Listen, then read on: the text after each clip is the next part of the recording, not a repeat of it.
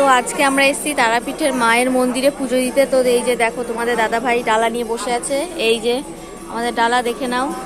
আর এই যে লাইন দেখো, আর ওই যে মন্দির ওইখানে লাইনটা দেখো কত। এখন বাজে ভোর 5টা 20 এখন। আর এখন দেখো ভিড় কতটা। আর এটা দেখিয়ে দাও, এটা হচ্ছে মায়ের সরোবর।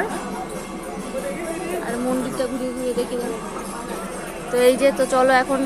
আর আমার এই ব্লগের বড় ভিডিও আসছে চ্যানেলে, তোমরা গিয়ে অবশ্যই দেখে নিতে পারো যে এইভাবে এখানে কি করে আসবে, কিভাবে আসবে, তো কতটা রাস্তা কি সবটাই তোমরা জানতে পারবে আমার বড় ভিডিও। তো বড় ভিডিও অবশ্যই ভিজিট করো।